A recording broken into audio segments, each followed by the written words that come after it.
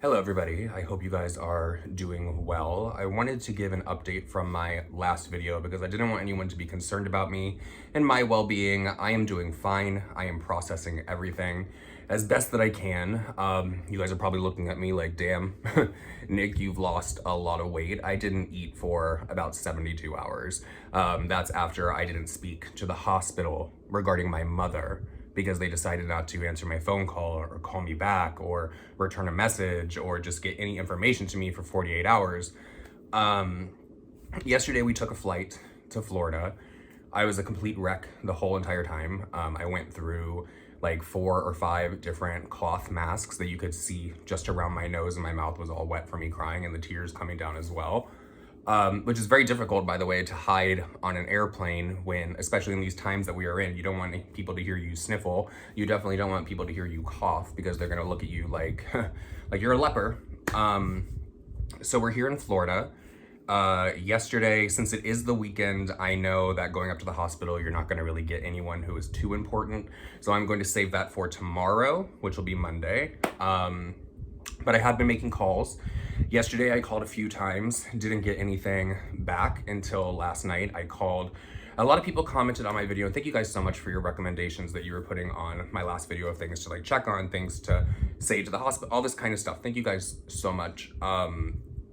So I called last night the night shift because everyone says you're probably gonna get better answers with the night shift. So I waited. I called around 8 p.m. for shift change, because I think the shift change here is around 7. So I waited because I know that they're gonna make their rounds, all of that. And I called, I guess I called a little bit too early because they were like, doctor's making the rounds right now, or the nurse is making the rounds. We will call you back. Here's your number. And I explained to the lady. She was actually very nice. I explained to her, this is the first lady that I talked to. I explained to her, I was like, ma'am, and you could hear my voice was, it started shaking.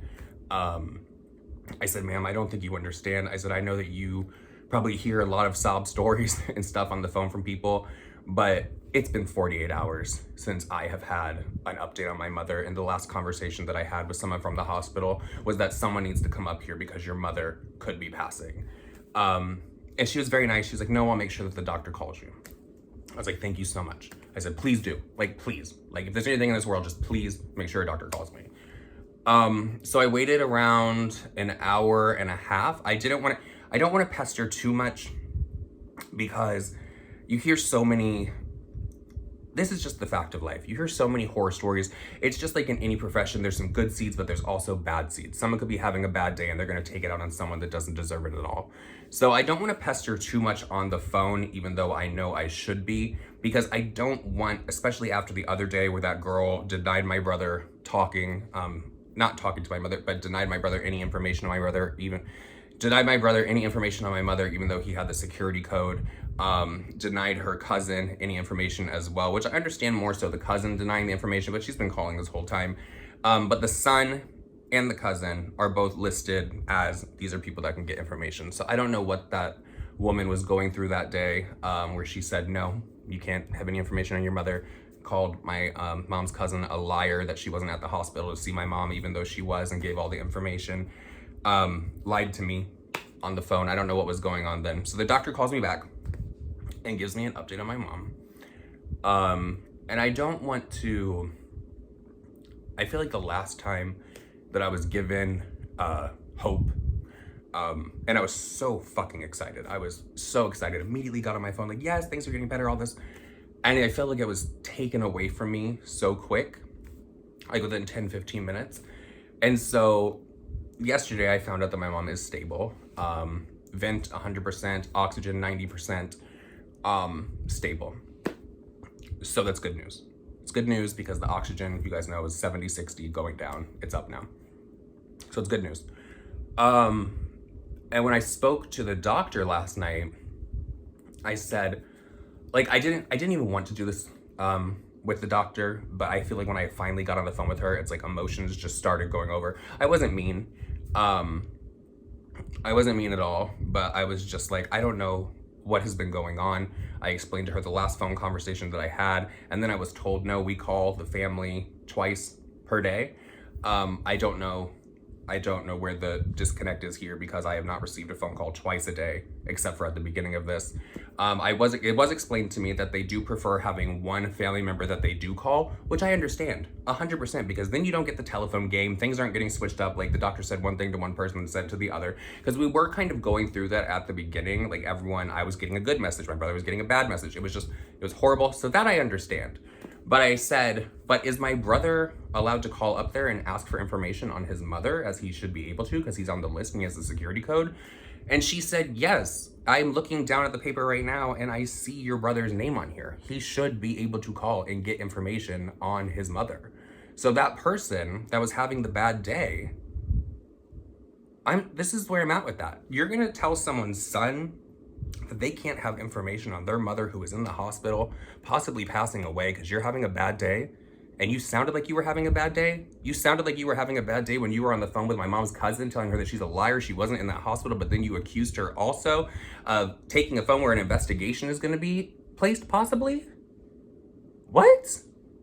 You know, that's not a nurse to me. That's not someone who should be in a hospital. If you go to work where you're supposed to be taking care of people and you take an oath to try to save people, but you're having a bad day, so you try to take it out and say, no, you can't have any information. No, you're a liar. You weren't here at all. You don't need to be a nurse. You need to find another profession. That's sad. Like, it's just, last night when I was on the phone and I was told that my brother's name was never removed from any list, and he this whole time could have been calling and getting information on my mother, especially during this 48 hours where nobody was hearing anything and it was all just falling on me, and I'm trying to get through, I'm trying to call, I'm leaving messages, I'm trying. And the whole time my brother could have been doing this as well just to help me out a little bit, but he thought that he couldn't because of you? No, that's not a nurse. That's not a nurse. And that's definitely not somebody that I want on a floor while my mother or anyone I know is in a hospital. I don't want that person on a floor when anyone is in a hospital. I was gonna go further with that, but I don't. So the update is I'm here in Florida, taking care of things.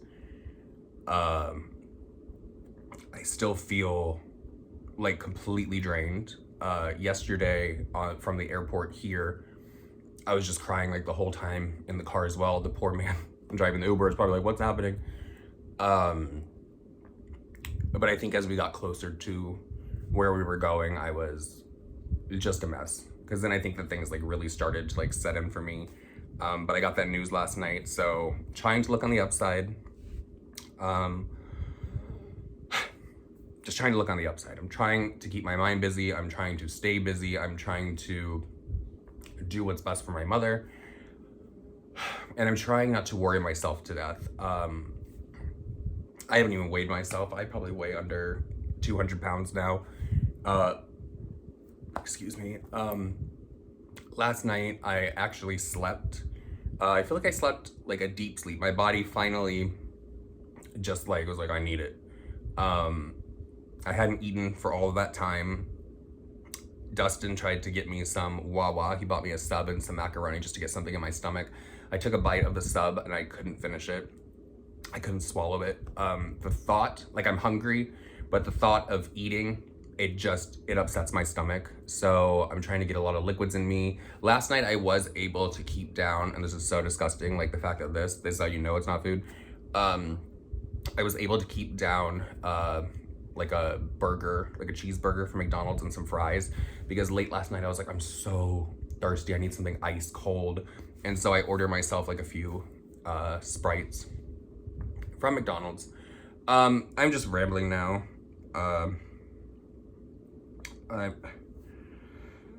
Okay, I'm just gonna upload this. So I love you guys. Thank you guys for your support. Please don't worry about me because I'm not the type of person that does stream things like what some people were worried about. It's not me, because I know the pain that I'm going through right now, and that's a pain that I wouldn't want to bring on anyone else. So I love you guys, and I will hopefully see you in a video soon.